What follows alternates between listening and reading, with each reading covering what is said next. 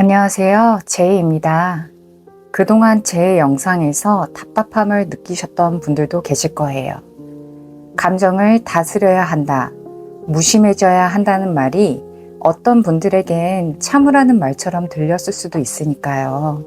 그래서 오늘은 그 말들 뒤에 숨은 한계와 조금 더 현실적인 이야기를 준비했습니다. 지금부터 조절이 아닌 내가 살아남기 위해 필요한 선택에 대해 이야기해 볼게요. 재평가하라에서 그 사람도 사정이 있었겠지라고 생각했어요. 근데 나는 더 아팠어요. 억누르지 말고 흘려보내라고 해서 말 없이 참고 흘려보냈어요. 근데 그 사람은 계속 같은 행동을 했어요. 무심해지라는 말도 따라해봤어요. 근데 그건 내가 아무 감정도 없는 척하는 연기였어요.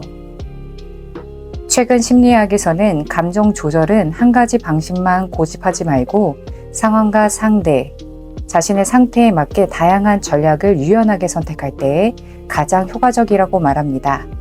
이게 바로 유연한 감정 조절이에요. 감정을 조절하고 표현하는데도 전략이 필요해요. 상황에 따라, 사람에 따라, 감정의 무게에 따라 써야 할 방식이 달라야 해요. 오늘은 많은 사람들이 시도해봤을 감정 조절 방식 4가지를 함께 살펴보려고 해요. 그리고 그 방법들이 어떨 땐 도움이 되지만 어떨 땐 오히려 더 지치게 만들 수 있다는 것도요. 첫 번째, 재평가. 생각을 바꿔 감정을 바꾸는 방식이에요.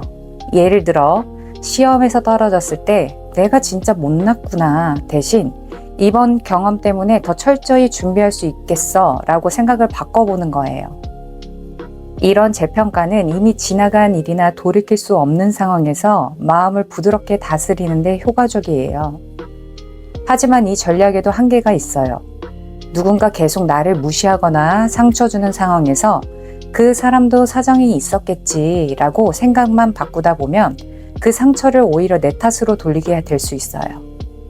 그럴 땐 재평가보다 상황을 끊거나 감정을 표현하는 방식으로 전환해야 해요. 지속적으로 반복되는 상처 앞에선 생각보다 선명한 대응이 더 필요한 순간도 있다는 걸 잊지 마세요. 둘째, 감정 억제. 겉으로 드러내지 않는 방식입니다.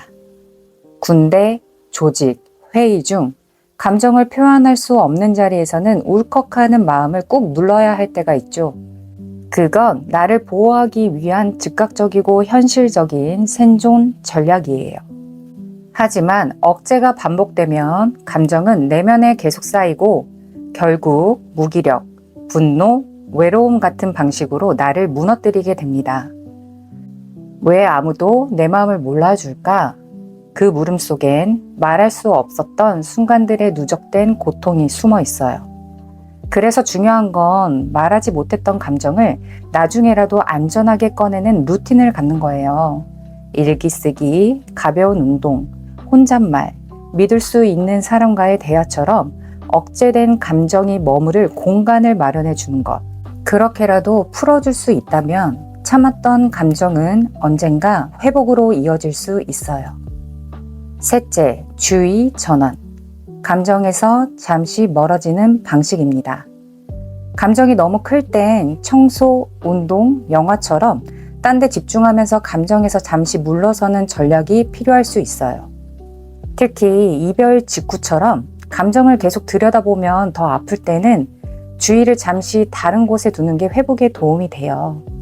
하지만 이 전략도 반복되면 감정 회피가 됩니다. 감정을 마주하지 않고 밀어두기만 하면 결국 아주 사소한 일에도 쌓인 감정이 터지는 순간이 오거든요. 주의 전환은 회피가 아니라 숨고르기여야 해요. 전환 후엔 반드시 감정과 다시 마주하는 용기가 필요해요. 그래야 그것이 회복이 되고 도망이 되지 않아요. 넷째, 감정 표현과 경계 설정.